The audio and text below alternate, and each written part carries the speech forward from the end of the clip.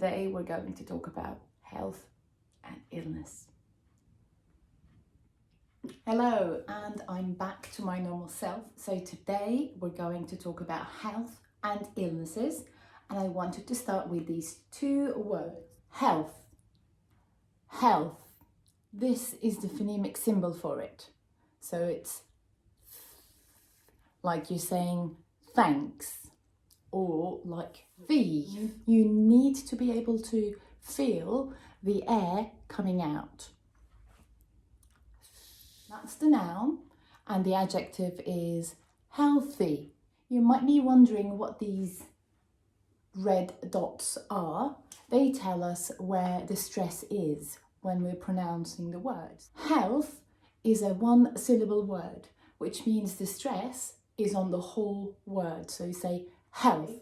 Whereas if you look at healthy, there are two syllables, and the stress is on the first syllable. So you say that sound a bit louder, with a bit more stress than the other syllable. Okay, so healthy, healthy. Next word is illness, and it comes from the word ill. Now I've got the phonemic transcription here, and in a dictionary you will see the stress with this apostrophe, okay, just before the stressed syllable. Illness, illness. The other one is one syllable, so we say ill, ill. We don't say ill, I'm ill. No, we say ill, ill, ill. Okay, we call this a dark L, but we'll come to that in another maybe pronunciation video. Let's look at these two words, hurt, hurt, and ache. It's not H. These two words are often misused or confused. Okay, let's have a look at some examples. You know what happened to my hand? So you can say my hand hurts. It means it gives me a pain caused by an injury. Okay, my son fell on my hand like this, and I broke a bone right here.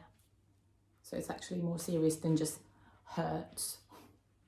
But anyway, so the word ache can come after certain parts of the body. For example, you could say, oh, I have a stomach ache, I have a headache, I have an earache, I have a backache, I have a toothache, or I have a toothache.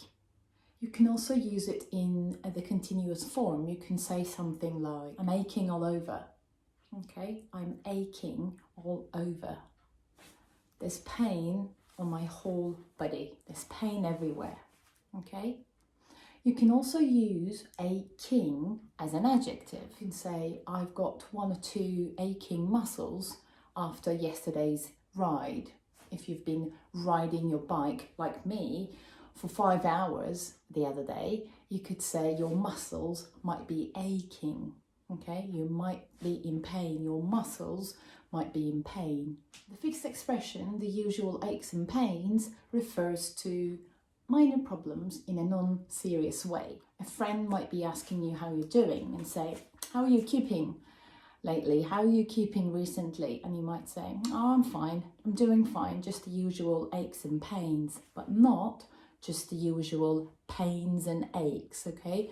Do not change the order. Okay. Another fixed expression we have is cuts and bruises. Make sure you don't say cuts and bruises. It's cuts and bruises, okay?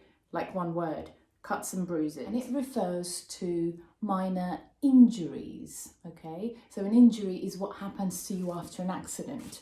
So a friend might be asking you, I hear you fell off your bike. How are you? Are you okay? Are you all right?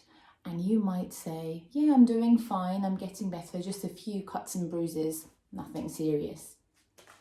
Okay, another type of discomfort you might have is stinging. If an animal, a plant or an insect stings you, it generally gives you a painful injury, okay? Usually with a poison from either brushing against your skin or making a hole in your skin.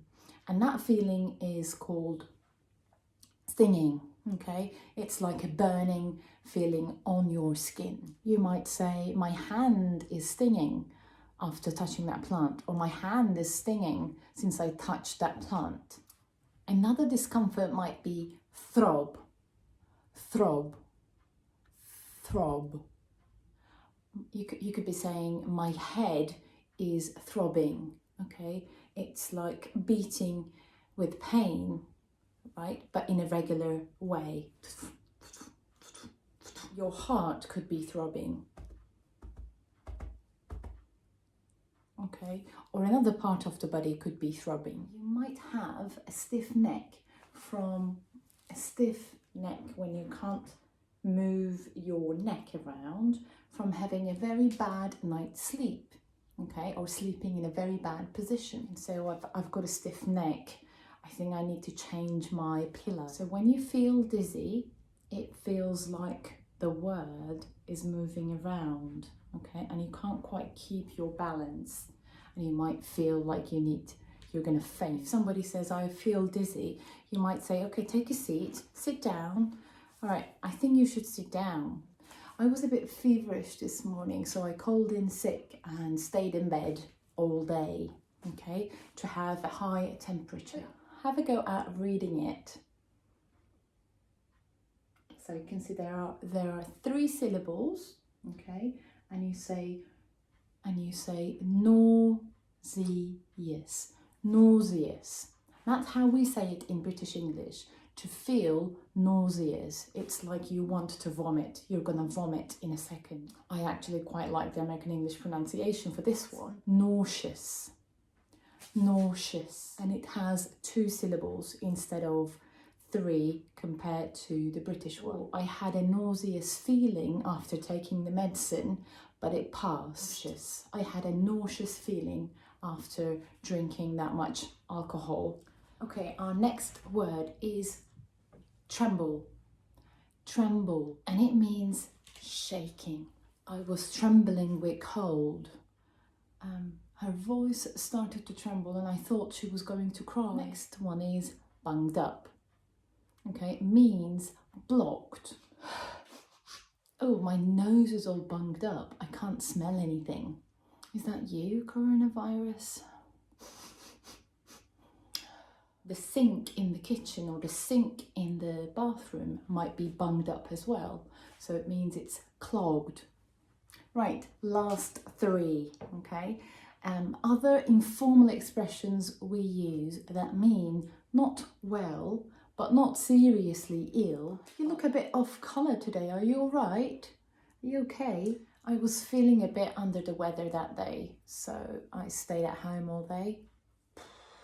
I'm feeling a bit under the weather today. I think I'm getting a cold. I'm just feeling a bit out of sorts today. Nothing to worry about. I'll be fine tomorrow. Doing these took me longer than the video, I think. Thank you very much for watching. I hope you liked this video. Please feel free to comment or share if you've enjoyed it, and tell me what kind of stuff you want to see on this channel. Thank you very much. Take care. Bye.